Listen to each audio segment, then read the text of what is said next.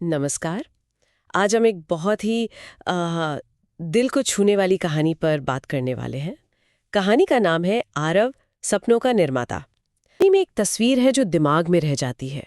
एक तपती दोपहर है, एक मकान बन रहा है अधूरा सा, और एक छोटा लड़का है आरव जो अपने पिता को देख रहा है, पसीने और धूल में लिपटे हुए पर मुस्कुराते हुए। और पिता उससे कहते हैं, वो लाइन याद है? हाँ, क्योंकि एक दिन मैं नहीं, तू इस मिट्टी से अपनी किस्मत बनाएगा। बहुत बहुत दमदार लाइन। बताती है कि आरव का बचपन काफी मुश्किलों भरा था।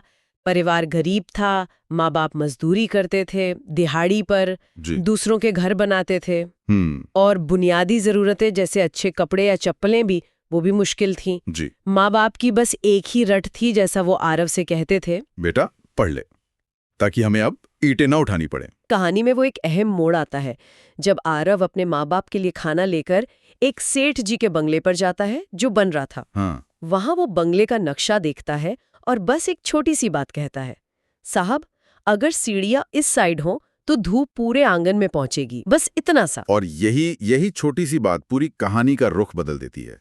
सेठ जी का चौंकना, फिर आरव के बारे में पूछना और उसकी पढ़ाई का खर्चा उठाने का फैसला करना। सही कहा।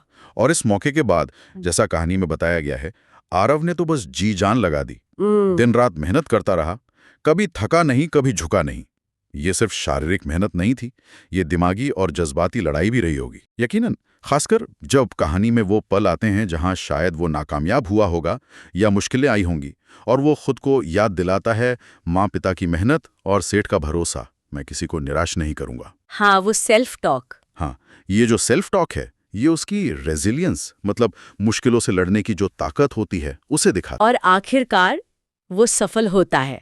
कहानी का वो क्लाइमैक्स वाला पल जब लिस्ट में नाम आता है Aarav Mehta IAS, all India rank 28, वाह।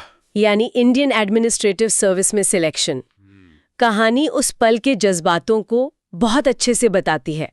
माँ के हाथ से मिट्टी का गिर जाना, पिता के आंखों में आंसू, सेज का गले लगाना, और वो कहना, बेटा अब तू हमारी उम्मीद है। और फिर आरव का वो वादा पूरा करना। हाँ, अब आप दूसरों के घर नहीं बनाएंगे, अब मैं आपके लिए घर बनाऊंगा। और सबसे जरूरी बात, शिक्षा, आप समझिए, एक रोशनी जैसी है।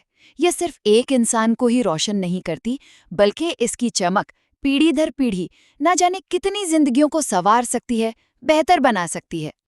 तो बस सीधी सी बात है, सच्ची और असरदार मदद अक्सर भीख में नहीं, बल्कि उस शिक्षा में छुपी होती है जो अनगिनत जिंदगियों को रोशन कर दे।